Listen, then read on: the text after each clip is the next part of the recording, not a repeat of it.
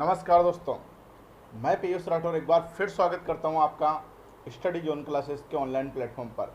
तो दोस्तों, last class में हमने बात की थी फिजिक्स के चैप्टर नंबर 3 की इलेक्ट्रोस्टैटिक्स एंड इलेक्ट्रिसिटी के बारे में। दोस्तों, आपके पॉलिटेक्निक सेकंड सेमेस्टर के एग्ज़ाम के हिसाब से बहुत ही इंपॉर्टेंट चैप्टर अपन ने स्टार्ट किया था और कल हमने इस चैप्टर के बेसिक के बारे में डिस्कस किया था। हमने बात की थी इलेक्ट्रोस्टैटिक्स किसे कहते हैं, किसे हम स्थिर वैद्युतिकी कहते हैं, और चार्ज क्या होता है, आवेश क्या होता है, और कूलॉम का नियम हमने पढ़ा था। तो दोस्तों, उसी श्रृंखला में आगे बढ़ते हुए आज की क्लास हम स्टार्ट करते हैं और आज हम बात करेंगे कुछ नए टॉपिक की और नए कंसेप्ट की। ठीक है दोस्तों, तो आज हम आगे चलते हैं और शुरुआत करते हैं क्लास की एक नोट के साथ। और चार्ज क्या होता है, आवेश क्या होता है,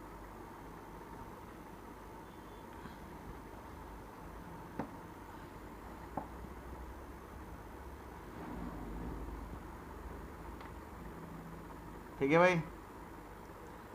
तो कल हमने कूलॉम का नियम पढ़ा।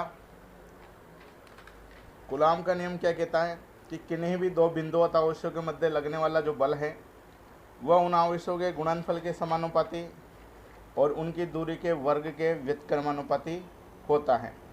एक समानुपातिक कांस्टेंट आया था कैपिटल के, जिसे हमने कूलॉम नियतांक या स्थिर विद्युत नियतांक कहा था और उसके मात्रक का मान हमने ज्ञात किया था। ठीक है दोस्तों, तो उसी श्रृंखला में आगे बढ़ते हुए आज की क्लास हम स्टार्ट करते हैं और आज की क्लास की शुरुआत करते हैं एक नोट के साथ। तो स्टार्टिंग में आप नोट डाल के लिखो, स्टार्टिंग में नोट डालो और नोट डाल के लिखो। नोट में लिखो निर्वात के लिए के बराबर, निर्वात के लिए के बराबर 1/4 पाई एप्सिलॉन नॉट या 9 × 10⁹ न्यूटन इंटू मीटर स्क्वायर प्रति कूलॉम स्क्वायर। निर्वात के लिए भैया के का मान जो होता है किसके लिए, निर्वात के लिए। निर्वात के लिए मतलब निर्वात एक ऐसी जगह है जहाँ पे हवा नहीं होती। क्या नहीं होती, हवा नहीं होती। वहाँ पर के जो हमने कांस्टेंट पढ़ा था कल कूलॉम के नियम में, वो के का मान जो होता है निर्वात के लिए वो कितना होता है, 1/4 पाई, इसे बोलते हैं एप्सिलॉन नॉट। या तो के इसके बराबर होता है या के का मान 9 × 10⁹ न्यूटन इंटू मीटर स्क्वायर प्रति कूलॉम स्क्वायर के बराबर होता है। ठीक है भैया, इसका मात्रक हमने कल पढ़ा था, न्यूटन इंटू मीटर स्क्वायर प्रति कूलॉम स्क्वायर। तो ये हमें ध्यान रखना है, निर्वात के लिए के का मान किसके बराबर होता है। ठीक है, इसके बाद हम आगे चलते हैं। इसके बाद लिखो आप, इसके बाद नोट डाल के लिखना, अगला नोट डाल के लिखना। अगले नोट में लिखो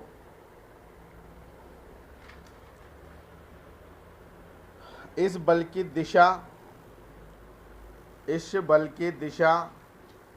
दोनों कणों को मिलाने वाली, इस बल की दिशा दोनों कणों को मिलाने वाली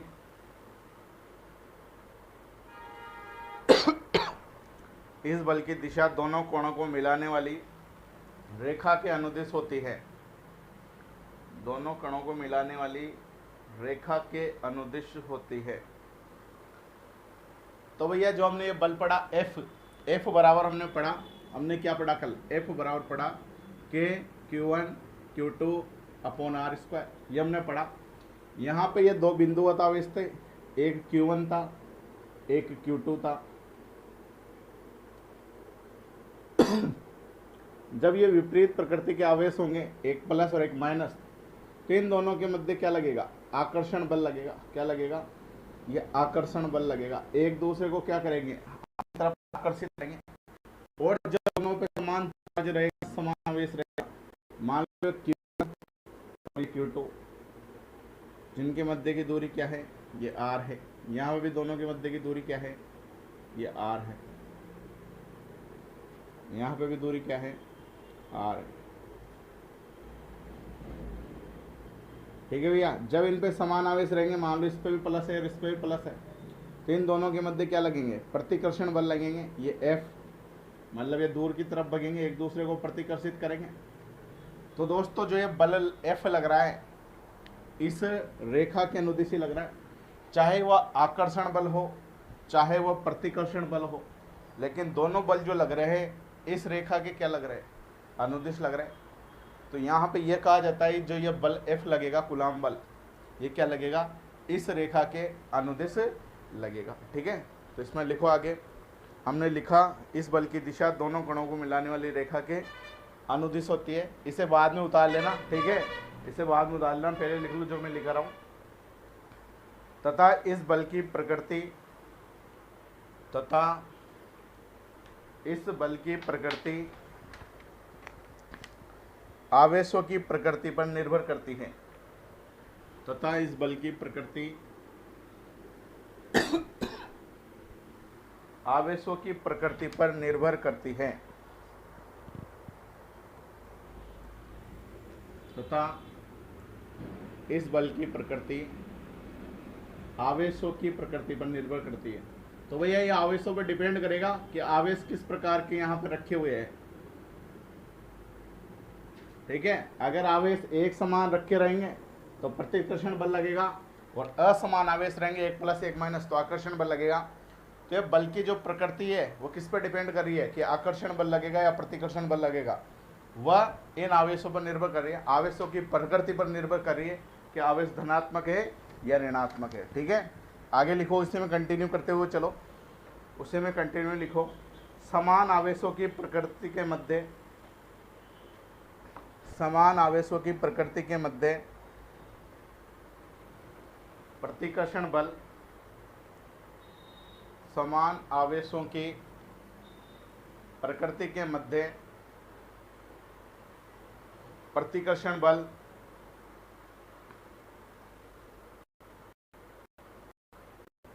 विपरीत प्रकृति के आवेशों के मध्य,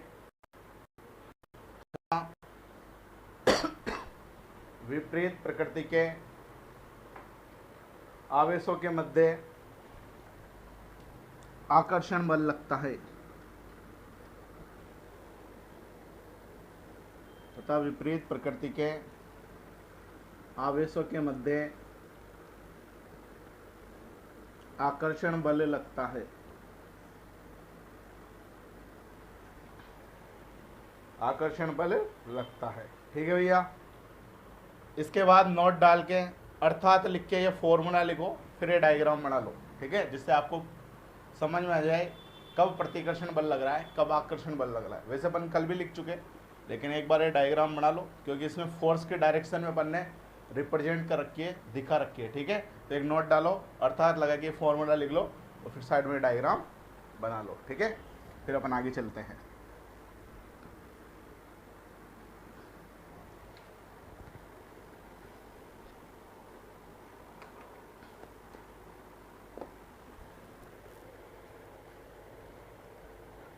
ठीक है भाई, तो वीडियो को पॉज करके आप नोट कर लेना, उतार लेना। दोस्तों मैं लाइव क्लासेस इसलिए लेके नहीं आ रहा क्योंकि लाइव क्लासेस में बहुत से स्टूडेंट बीच में आते हैं, तो जब वो बीच में आते हैं उन्हें पहले की चीज़ें नहीं पढ़ी रहती तो उनको समझ में नहीं आता, और मैं बोल बोल के नोट्स लिखाता हूँ तो वो भी नहीं लिख पाते क्योंकि कुछ उनका छूटा रहता है, फिर बीच में आते हैं। तो मैंने रिकॉर्डेड क्लासेस लाना स्टार्ट कर दिया ताकि आप अच्छे तरीके से नोट्स भी अच्छे से उतार सको और अच्छे से इन चीज़ों को स्टार्टिंग से पढ़ सको। ठीक है, इस वजह से अब मैं रिकॉर्डेड क्लासेस लाना स्टार्ट कर रहा हूँ। ठीक है भाई, इससे आप आराम से वीडियो को पॉज करके उतार लेना। ठीक है, इसके बाद हम आगे चलते हैं। इसके बाद अगला नोट डाल के लिखना, पेपर में भी ऐसे ही लिखना है जैसे मैं लिखा रहा हूँ, पेपर में भी ऐसे ही लिखना है। ठीक है,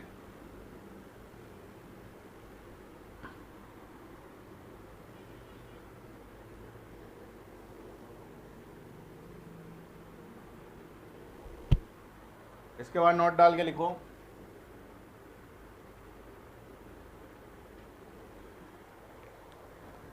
नोट डाल के लिखना है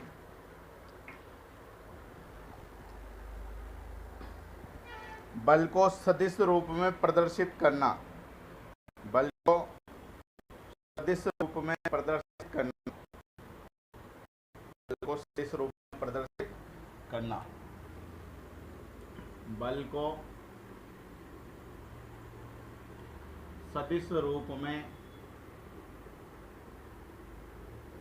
प्रदर्शित करना।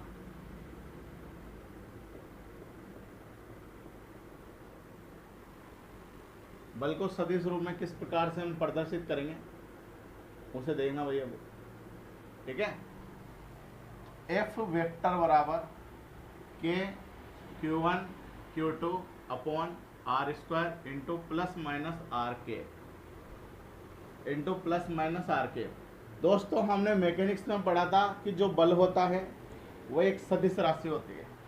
बल जो होती है वो क्या होती है, एक सदिश राशि होती है। और सदिश राशि वो राशि होती है जो दिशा का ज्ञान कराती है, यानी दिशा को बताती है, डायरेक्शन को रिप्रेजेंट करती है, ठीक है भैया। तो एफ वेक्टर बराबर एफ के ऊपर अगर ऐसे तीर का निशान लगा दिया, अगर तीर का निशान लगा दिया तो हमें दिशा बता रहे, उसकी क्या बता रहे, दिशा। और जब भी दिशा बताएंगे उसको बोलेंगे सदिश रूप। क्या बोलेंगे, सदिश रूप। तो जब भी किसी क्वांटिटी को अपन को सदिश रूप में प्रदर्शित करना हो तो उसके ऊपर तीर का निशान लगा देंगे।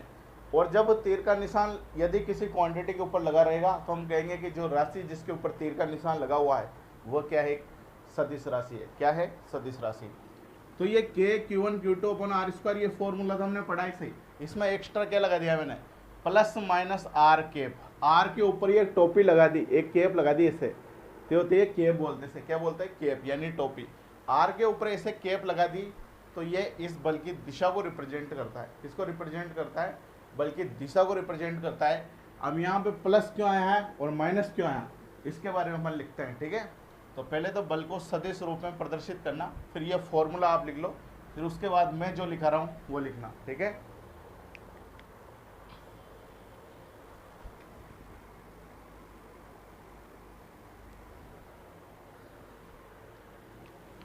ठीक है भैया, इसके बाद लिखो आप,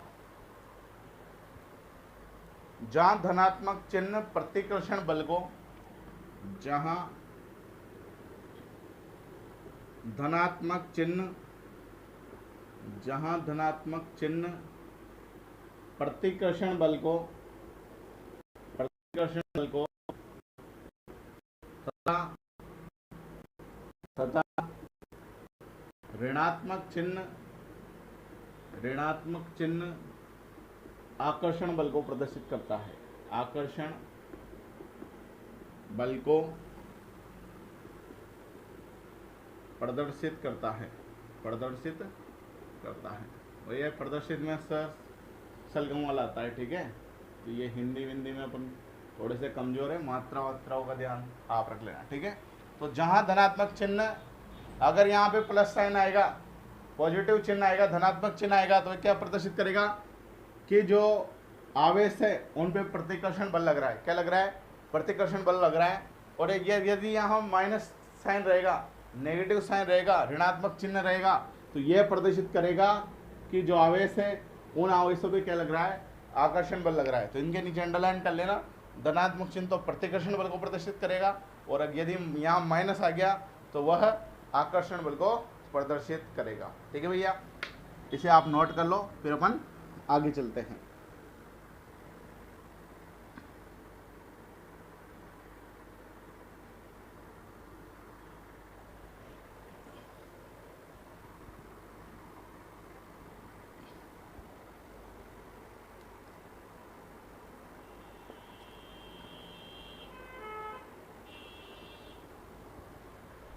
यह भी लिख लेना, यहाँ आर केप मात्रक सदिश है, यहाँ आर केप मात्रक सदिश है, मात्रक सदिश है। आर केप को क्या बोलेंगे हम यहाँ पे, मात्रक सदिश। क्या बोलेंगे, मात्रक सदिश, ठीक है भाई। इसके बाद अगला हेडिंग डालना, परावैद्युतांक। अगला हेडिंग क्या बोलोगे, अगला हेडिंग क्या डालोगे, परावैद्युतांक। अगला हेडिंग क्या हमारा, परावैद्युतांक, जिसे अपन आपेक्षिक विद्युतशीलता भी बोलते हैं। क्या बोलते हैं, आपेक्षिक विद्युतशीलता, आपेक्षिक विद्युतशीलता भी बोलते हैं, ठीक है। तो अगला हेडिंग है भैया हमारा परावैद्युतांक, जिसे हम आपेक्षिक विद्युतशीलता भी बोलते हैं और इंग्लिश में बोलते हैं रिलेटिव परमिटिविटी। बोलते हैं इंग्लिश में relative permittivity. Relative permittivity, relative permittivity, ठीक है।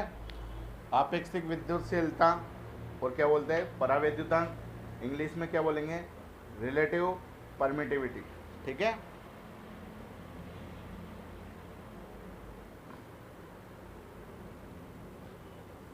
तो लिखो इसमें क्या होता है परावैद्युतांक, किसे हम परावैद्युतांक कहते हैं, इसे अपन डेफिनेशन के द्वारा समझते हैं, ठीक है। तो परावैद्युतांक या आपेक्षिक विद्युतशीलता या रिलेटिव परमिटिविटी को क्या कहा जाता है, परमिटिविटी है भैया, परमिटिविटी नहीं परमिटिविटी, ठीक है। तो लिखो इसके डेफिनेशन में, निर्वात में वैद्युतता की माप को, निर्वात में वैद्युतता की माप को, निर्वात में वैद्युतता की माप को, निर्वात में वैद्युतता की माप को, यानी निर्वात के अंदर कितनी इलेक्ट्रिसिटी है, कितनी विद्युत है इसके अंदर, निर्वात के अंदर, निर्वात यानी जहां हवा भी नहीं होती है वहां पे इलेक्ट्रिसिटी का वैद्युतता का कितना मान है, उसे क्या कहा जाता है, परावैद्युतांक कहा जाता है। निर्वात में वैद्युतता की माप को निर्वात की विद्युतशीलता कहते हैं। निर्वात में वैद्युतता की माप को निर्वात की विद्युतशीलता कहते हैं। निर्वात की विद्युतशीलता, निर्वात की विद्युतशीलता कहते हैं। इसे एप्सिलॉन जीरो से प्रदर्शित करते हैं। ये एप्सिलॉन जीरो है भैया, इसे क्या बोलते हैं एप्सिलॉन जीरो, इसे एप्सिलॉन जीरो से प्रदर्शित करते हैं।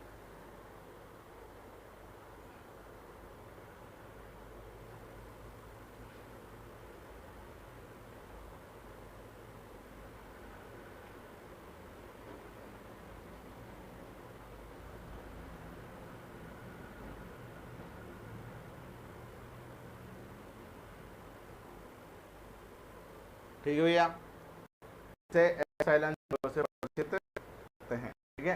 अगर देखना इंपॉर्टेंट कंसेप्ट है तो ये क्या हो गया, आपेक्षिक विद्युतशीलता किसे कहेंगे अपन, निर्वात में यदि विद्युतता का माप कितना है, निर्वात के अंदर जहाँ पे हवा पानी कुछ नहीं होता वहाँ पे इलेक्ट्रिसिटी यानी जो विद्युत है उसका कितना माप है, उसे क्या बोलते हैं हम निर्वात की विद्युतशीलता बोलते हैं। और उसे किससे रिप्रेजेंट करते हैं, एप्सिलॉन जीरो से। अब इस एप्सिलॉन जीरो का मान कितना होता है इसे अपन समझते हैं, ठीक है। ये इंपॉर्टेंट है, इसे आप अच्छे से समझना, ठीक है।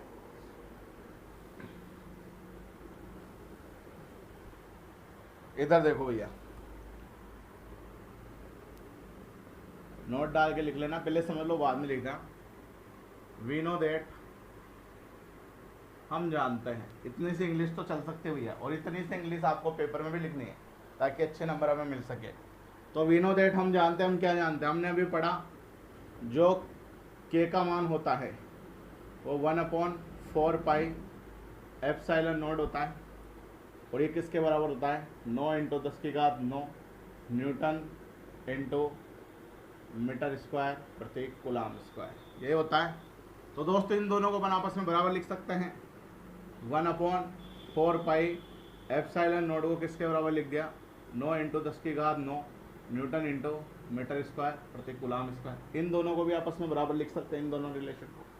अब मैंने क्या किया, इस 4 पाई को भी इधर गुणा कर दिया, 4 पाई को क्या किया इधर क्रॉस मल्टीप्लाई कर दिया, तो 1/एप्सिलॉन नॉट बराबर क्या जाएगा, इसको इधर गुणा किया तो 9 चौक कितने हो गए, 9 चौक 36, 9 चौक 36 और ये पाई है तो पाई आ जाएगा pi into 10⁹ newton into metre square प्रति कूलम स्क्वायर, ठीक है भैया। अब मैंने क्या किया, एप्सिलॉन जीरो को तो मैं इधर ले गया, एप्सिलॉन जीरो को तो इधर ले गया और इस पूरे डाटा को मैं इधर नीचे ले आया, ठीक है।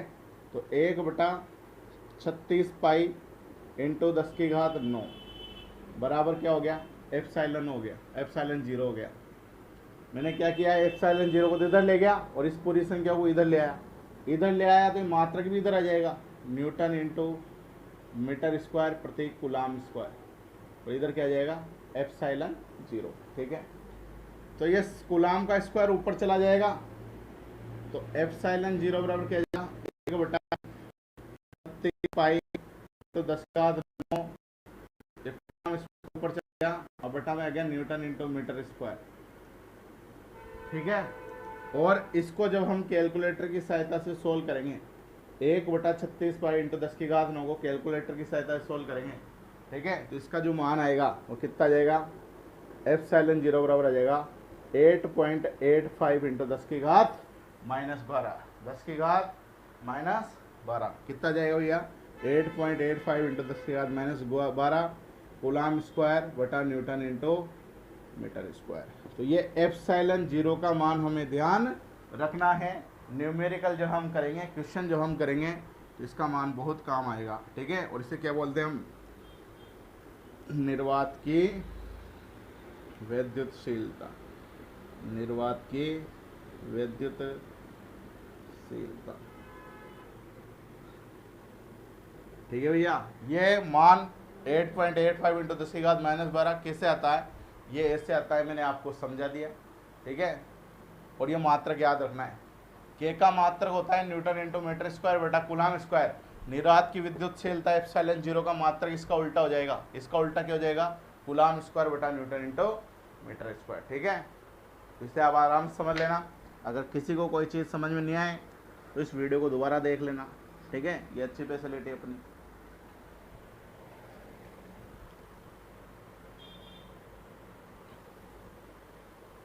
ठीक है भाई,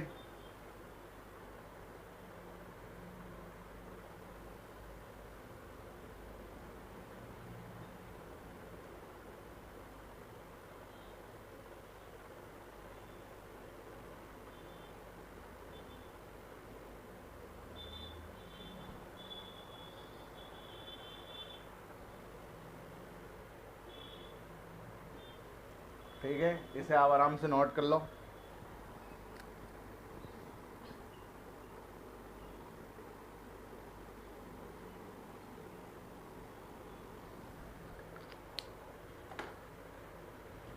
ठीक है भाई, ये तो बात होगी किसकी, निर्वात की विद्युतशीलता के बारे में। किसके बारे में बात होगी, निर्वात की विद्युतशीलता के बारे में। अब हम बात करेंगे परावैद्युतांक के बारे में।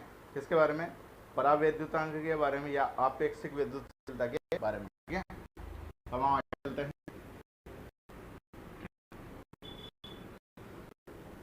वीडियो को पॉज करके उतार लेना, ये जो भी बोर्ड पे लिखा हुआ है उसको आप वीडियो को पॉज करके वीडियो को रोक के उतार सकते हो। ठीक है, और भैया नोट्स जरूर बनाना, नोट्स बनाओगे तभी बात बनेगी। ठीक है, बार बार इन वीडियो को दोबारा नहीं देख पाओगे तुम, नहीं तो।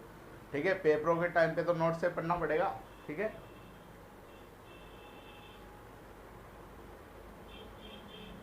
तो इसके बाद नोट डालो।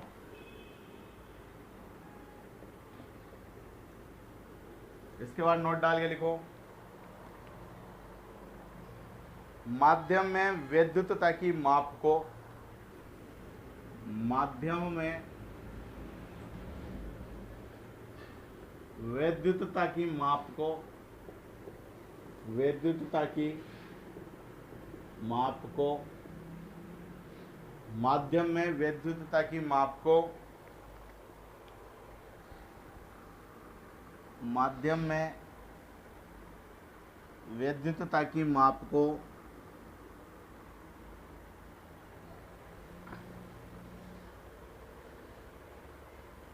माध्यम में वैद्युतता की माप को माध्यम की विद्युतशीलता कहा जाता है। माध्यम में वैद्युतता की माप को माध्यम की विद्युतशीलता कहा जाता है। वैद्युतता की माप को माध्यम की विद्युतशीलता कहा जाता है। माध्यम की विद्युतशीलता कहा जाता है। इसे एप्सिलॉन से प्रदर्शित किया जाता है। इसे एप्सिलॉन से प्रदर्शित किया जाता है। इसे एप्सिलॉन से प्रदर्शित किया जाता है। तो भैया इसके पहले हमने निर्वात की विद्युतशीलता पढ़ी। निर्वात की विद्युतशीलता को तो एप्सिलॉन 0 से प्रदर्शित करते हैं। और यदि हमें माध्यम की विद्युतशीलता निकालनी हो, माध्यम कुछ भी हो सकता है, पानी भी हो सकता है, हवा भी हो सकता है, जबकि निर्वात तो एक ऐसी स्थान होता था, ऐसा स्थान होता था जहाँ पे न तो हवा होती थी और न ही पानी होता था। लेकिन माध्यम में हम पानी को भी यूज कर सकते हैं। किसी पानी, जहाँ पे पानी है वहाँ पे हम माध्यम मान सकते हैं, या जहाँ पे हवा है हवा को भी माध्यम मान सकते हैं। तो माध्यम की विद्युतशीलता को एप्सिलॉन से रिप्रेजेंट करेंगे और निर्वात की विद्युतशीलता को एप्सिलॉन 0 से रिप्रेजेंट करेंगे। ठीक है, तो माध्यम में विद्युतता कितनी है, इलेक्ट्रिसिटी कितनी है, उसकी माप को क्या बोलेंगे, माध्यम की विद्युतशीलता बोलेंगे और उसे एप्सिलॉन से रिप्रेजेंट करेंगे। ठीक है, आगे इसी में कंटिन्यू लिखो। इसका मान माध्यम की प्रकृति पर निर्भर करता है। आगे इसी में कंटिन्यू लिखो। इसका मान, किसका मान, माध्यम की विद्युतशीलता का मान। इसका मान माध्यम की प्रकृति पर निर्भर करता है। इसका मान माध्यम की प्रकृति पर निर्भर करता है। इसका मान माध्यम की प्रकृति पर निर्भर करता है।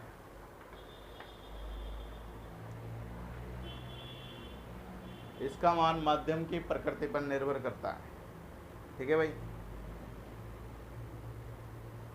तो माध्यम कैसा है, माध्यम जल है या माध्यम हवा है, इस पर डिपेंड करेगा एप्सिलॉन का मान, कि माध्यम हम कौन सा माध्यम यूज कर रहे हैं। ठीक है, तो इसके बाद हम बात करते हैं अगले नोट की। अगला नोट डाल के लिखो।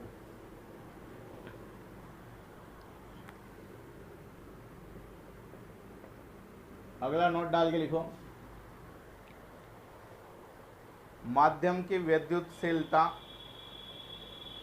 माध्यम की विद्युतशीलता कोष्टक में लिख लेना एप्सिलॉन। कोष्टक में क्या लिख लेना, एप्सिलॉन। माध्यम की विद्युतशीलता कोष्टक में लिख लेना एप्सिलॉन, तथा निर्वात की विद्युतशीलता, तथा निर्वात की विद्युतशीलता कोष्टक में लिख लेना एप्सिलॉन 0 या एप्सिलॉन नोट भी इसे बोलते हैं। ठीक है, माध्यम की विद्युतशीलता कोष्टक में लिख लेना एप्सिलॉन, तथा निर्वात की विद्युतशीलता कोष्टक में लिख लेना एप्सिलॉन 0।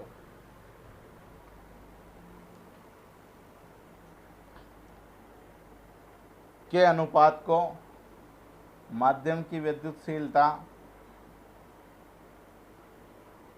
तथा निर्वात की विद्युतशीलता कोष्टक में 0 के अनुपात को आपेक्षिक विद्युतशीलता कहा जाता है।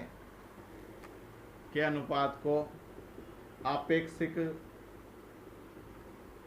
विद्युतशीलता कहा जाता है। आपेक्षिक विद्युतशीलता कहा जाता है। और यही हमारा टॉपिक था, यही हमारा हेडिंग था, के अनुपात को आपेक्षिक विद्युतशीलता कहा जाता है। आपेक्षिक विद्युतशीलता कहा जाता है। इसे परावैद्युतांक भी कहा जाता है। इसे परावैद्युतांक भी कहा जाता है। इसे परावैद्युतांक भी कहा जाता है।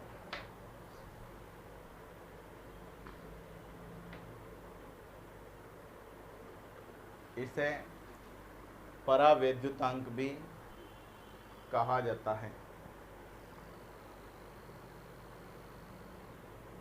इसे एप्सिलॉन आर से रिप्रेजेंट किया जाता है। इसे एप्सिलॉन आर से प्रदर्शित किया जाता है। बोर्ड पे देख लेना एप्सिलॉन आर कैसे लिखा जाता है। इसे एप्सिलॉन आर से प्रदर्शित किया जाता है। इसे एप्सिलॉन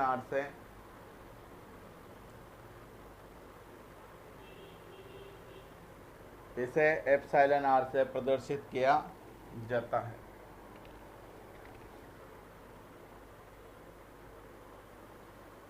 तो इसे किससे प्रदर्शित करेंगे, किससे रिप्रेजेंट करेंगे, एप्सिलॉन आर से।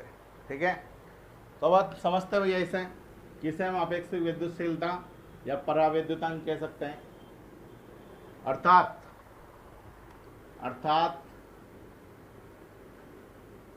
एप्सिलॉन आर बराबर एप्सिलॉन बटा एप्सिलॉन जीरो।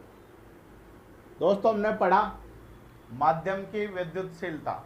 माध्यम की विद्युतशीलता क्या होती है, एप्सिलॉन, तथा निर्वात की विद्युतशीलता क्या होती है, एप्सिलॉन जीरो। इन दोनों के अनुपात है तो इसमें क्या आएगा, इन दोनों के अनुपात को अपेक्षित विद्युतशीलता कहा जाता है और इसे ही पराविद्युतांक भी कहा जाता है और इसे एप्सिलॉन आर से प्रदर्शित किया जाता है।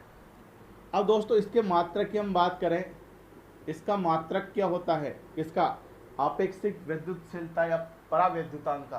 तो दोस्तों ये भी विद्युतशीलता और ये भी विद्युतशीलता, विद्युतशीलता से विद्युतशीलता कट जाएगा तो इसका कोई मात्रक रहेगा क्या, तो ये क्या है, मात्रकहीन राशि है, मात्रकहीन, इसका कोई मात्रक नहीं रहता, यूनिट लेस। ठीक है, तो आपेक्षिक विद्युतशीलता या पराविद्युतांक का कोई मात्रक नहीं होता। मात्रक क्यों नहीं होता, क्योंकि यह भी विद्युतशीलता है, यह भी क्या है, विद्युतशीलता है। हालांकि माध्यम की विद्युतशीलता है लेकिन है तो विद्युतशीलता ही, और ये जो बटा में है यह भी विद्युतशीलता ही है, यह भी क्या है, विद्युतशीलता ही है। ये मैं आपको समझाने के लिए लिखा रहा हूँ। ठीक है, इसे आप नोट्स में मत उतारना। तो विद्युतशीलता से विद्युतशीलता कट जाएगा तो यहाँ पे कोई मात्रक बचेगा क्या, नहीं बचेगा। तो ये क्या है, आपेक्षिक विद्युतशीलता क्या है, मात्रकहीन राशि है, विमाहीन राशि है। ठीक है भैया, तो ये इंपॉर्टेंट बात होगी किसके बारे में, आपेक्षिक विद्युतशीलता के बारे में। तो आप इसे नोट कर लो, इसे उतार लो और इसे उतारने के बाद एक नोट डाल के लिखना। पहले इसे उतार लो, उतारने के बाद नोट डाल के लिखना। ठीक है, ये मत उतारना, ये मैंने आपको समझाने के लिए बताया। ठीक है,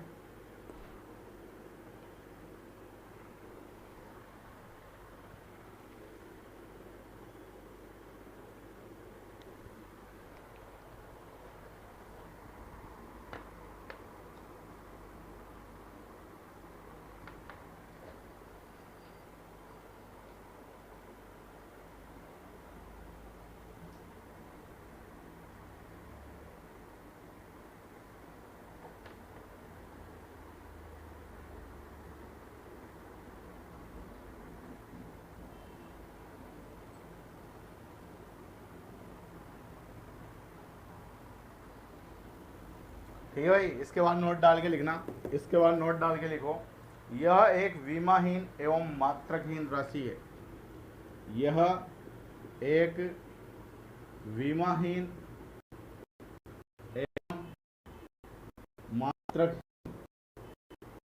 यह एक विमाहीन एवं मात्रकहीन राशि है, यानी इसका कोई मात्रक और विमा नहीं होती, इसकी आपेक्षिक विद्युतशीलता की। ठीक है भैया,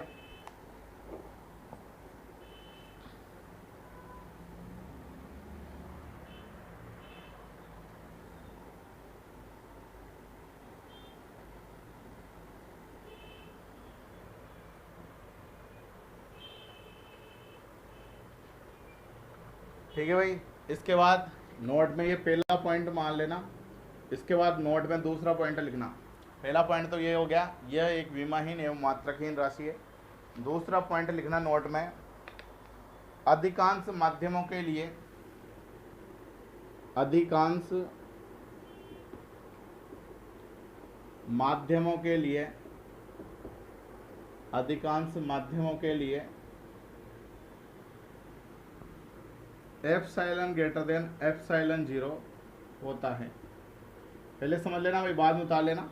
अधिकांश माध्यमों के लिए epsilon greater than epsilon zero होता है, मतलब जो एप्सिलॉन का मान है वह एप्सिलॉन जीरो से ज़्यादा होता है ज़्यादातर माध्यमों के लिए। अब दोस्तों जब ये वाला मान ज़्यादा होगा इस वाले मान से, यानी ऊपर वाली संख्या बड़ी होगी, ये मान लो अपन ने 4 मान ली, और नीचे वाली संख्या छोटी होगी, ये मान लो अपन ने 3 मान ली, कुछ भी मान सकते हैं, ये मैं आपको समझाने के लिए बता रहा हूँ। तो जब हम 4 में 3 का भाग देंगे तो संख्या 1 से ज़्यादा आएगी, भाग देने पर क्या आएगी, 1 से ज़्यादा आएगी। तो हमेशा एप्सिलॉन का मान एप्सिलॉन 0 से ज़्यादा हो रहा है, तो जो हमें एप्सिलॉन आर का मान प्राप्त होगा, तो जब हमें एप्सिलॉन आर का मान प्राप्त होगा तो हमेशा 1 से ज़्यादा ही प्राप्त होगा, क्योंकि हमेशा एप्सिलॉन ग्रेटर देन एप्सिलॉन 0 से बड़ा होता है। इसके लिए अधिकांश माध्यमों के लिए, ज़्यादातर माध्यमों के लिए, ठीक है, अधिकांश माध्यमों के लिए एप्सिलॉन ग्रेटर देन एप्सिलॉन 0 होता है, तो एप्सिलॉन आर ग्रेटर देन 1 होगा। ये सबसे इंपॉर्टेंट बात है भैया, ठीक है। तो एप्सिलॉन आर का मान क्या होगा, हमेशा 1 से ज़्यादा होगा, क्योंकि एप्सिलॉन का मान ज़्यादा है। एप्सिलॉन 0 से जब भी बड़ी संख्या हम छोटी संख्या का भाग देंगे तो मान हमें 1 से ज़्यादा ही प्राप्त होगा, ठीक है भाई। तो बहुत इंपॉर्टेंट नोट है, इसे आप नोट कर लो, इसे उतार लो, फिर अपन आगे चलते हैं, ठीक है।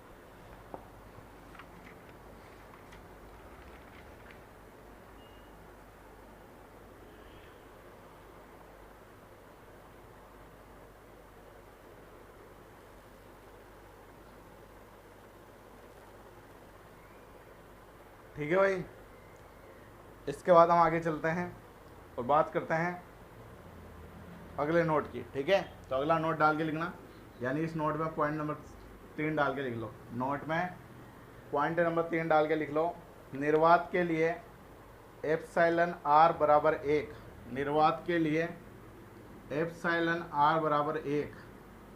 भैया ये सब हमें याद रहना चाहिए, अगर ये चीज़ें याद नहीं रहेगी तो क्वेश्चन सॉल्व नहीं होंगे, न्यूमेरिकल सॉल्व नहीं होंगे। तो यहाँ पे लिखते हुए चलना, निर्वात के लिए एप्सिलॉन आर बराबर 1, ऐसे डिब्बे में बंद कर लेना इसे, नहीं तो बक जाए एक तो, ठीक है। निर्वात के लिए एप्सिलॉन आर बराबर 1 तथा चालकों के लिए चालकों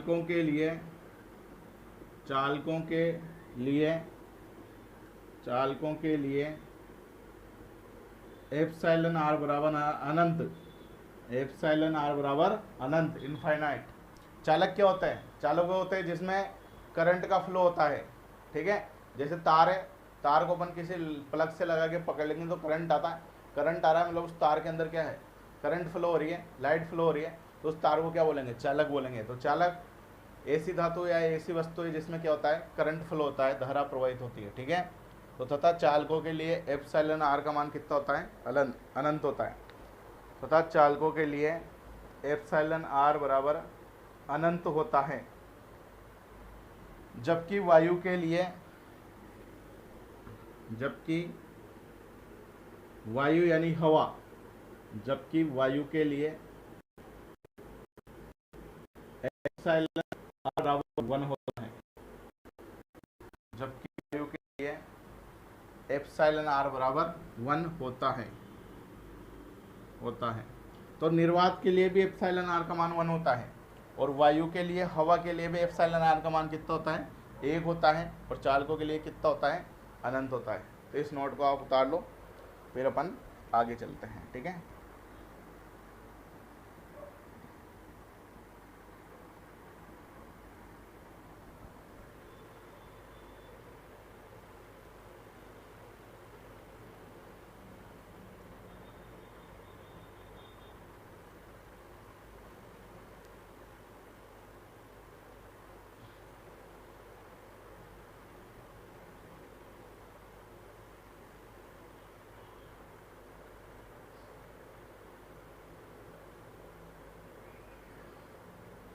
इसे उतार लो, फिर अपन आगे चलते हैं,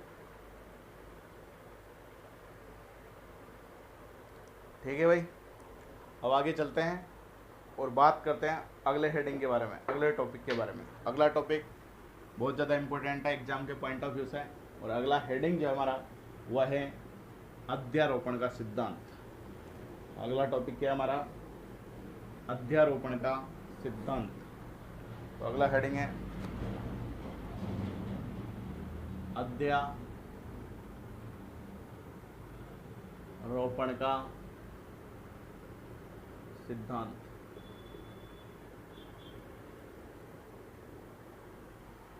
अध्यारोपण का सिद्धांत, ठीक है।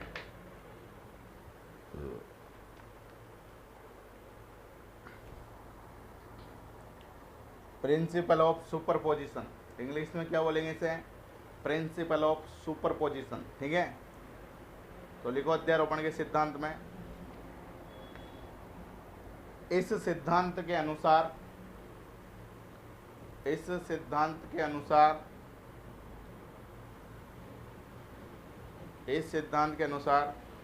दो या दो से अधिक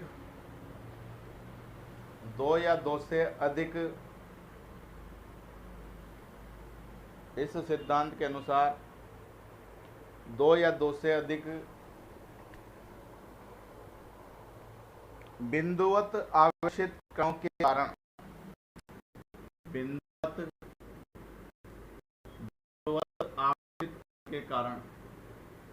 बिंदुवत आवेशित कणों के कारण किसी अन्य बिंदुवत आवेशित कणों पर किसी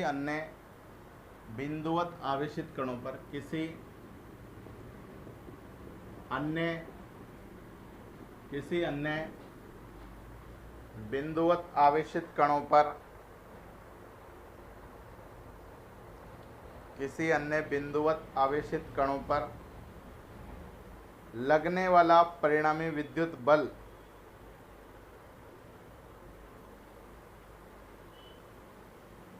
आवेशित कणों पर लगने वाला परिणामी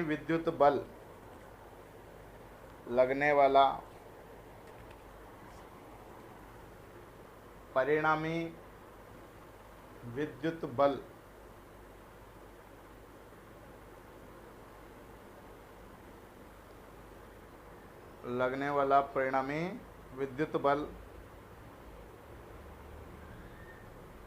इन आवेशित कणों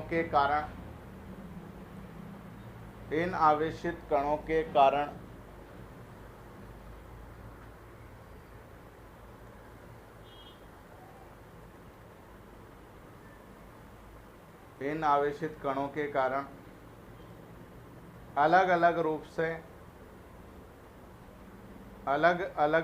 से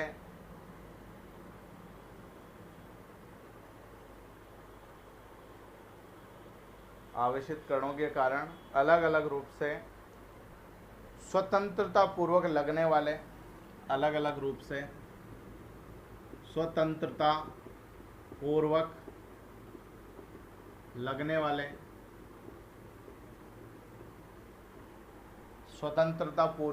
वाले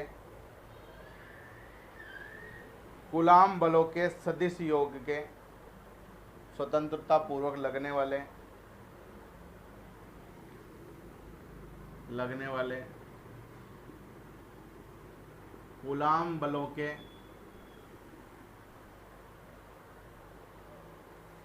कूलाम बलों के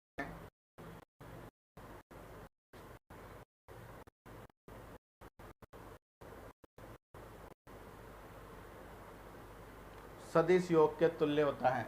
कूलाम बलों के सदिश योग के तुल्य होता है। कूलाम बलों के सदिश योग के तुल्य होता है। अब दोस्तों, ये अध्यारोपण का सिद्धांत क्या होता है, किसे हम अध्यारोपण का सिद्धांत कहते हैं, इसे मैं आपको समझाता हूँ, ठीक है। ये अपनी डेफिनेशन होगी, अब समझते हैं इसे कि क्या होता है अध्यारोपण का सिद्धांत, ठीक है। तो इधर देखो दोस्तों, मान लो ये एक बिंदुवत आवेश है Q, ठीक है। एक बिंदुवत आवेश यहाँ पे है Q1, इनके बीच की दूरी है मान लो R1, एक बिंदुवत आवेश है Q2, इनके बीच की दूरी है मान लो R2। एक बिंदुवत आवेश है Q3, इनके बीच की दूरी मान लो R3। ठीक है, एक बिंदुवत आवेश और मान लो ये Q4, इनके बीच की दूरी मान लो R4। तो दोस्तों इस वाले पे जो बल लगेगा वो F1 लगेगा, इन दोनों के कारण जो बल लगेगा वो मान लिया हमने F2, इन दोनों आवेशों पर जो बल लगेगा वो मान लिया F3, इन दोनों आवेशों पर जो बल लगेगा वो मान लिया F4। तो अध्यारोपण का सिद्धांत ये कहता है कि जो बिंदुवत आवेशों के कारण जो अलग अलग बल लग रहे हैं, इन बिंदुवत आवेशों के कारण जो ये अलग अलग बल लग रहे हैं, इन सभी बलों का जो परिणामी बल होगा F रिजल्टेंट होगा। इंग्लिश में परिणामी बल को बोलते हैं रिजल्टेंट फोर्स। क्या बोलते हैं? Resultant force. तो यहाँ FR आ जाएगा, R का मतलब रिजल्टेंट और हिंदी में परिणामी। तो इस परिणामी बल FR वेक्टर का जो सदिश योग होगा, सदिश मान जो होगा किसका? परिणामी बल का सदिश के साथ, तीर का निशान है तो क्या बता रहा है? इन बलों का सदिश मान बता रहा है। क्या बता रहा है? इसकी दिशा बता रहा है। ठीक है, तो जो परिणामी बल होगा FR वेक्टर, ये इन अलग अलग जो बल लग रहे हैं इन सभी का योग होगा। F1 vector plus F2 vector plus F3 vector plus F4 vector. तो अध्यारोपण का सिद्धांत यही कहता है कि दो या दो से अधिक बिंदुवत आवेशों के कारण उन पर अलग अलग स्वतंत्रता पूर्वक लगने वाले बल उन सभी बलों के सदिश योग के तुल्य होगा। सदिश योग यानी उनकी दिशा के साथ योग। तो FR वेक्टर बराबर क्या होगा? F1 vector plus F2 vector plus F3 vector plus F4 vector. किसके अनुसार? अध्यारोपण के सिद्धांत के अनुसार। यहाँ लिख देंगे अपन अध्यारोपण के सिद्धांत के अनुसार। अध्यारोपण के सिद्धांत के अनुसार, सिद्धांत के अनुसार। और ये क्या है भैया? ये है हमारा परिणामी बल। क्या है ये? परिणामी बल। ठीक है, रिजल्टेंट फोर्स। ठीक है, तो डायग्राम आप बना लो, इसके बाद हम आगे चलते हैं। डायग्राम बना लो और ये उतार लो। ठीक है,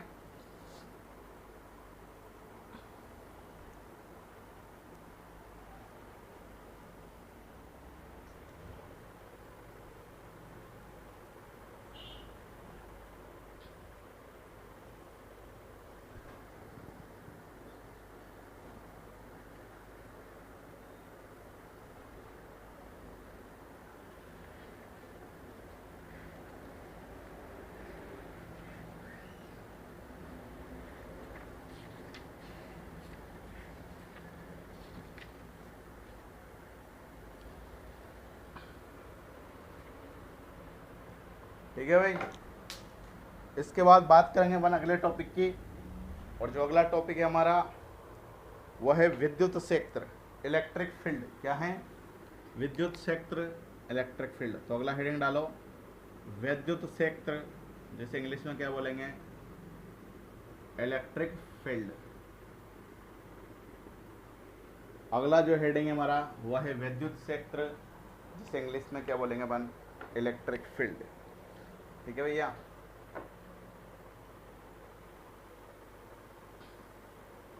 और दोस्तों विद्युत क्षेत्र, इलेक्ट्रिक फील्ड के बारे में अपन अगली क्लास में डिस्कस करेंगे।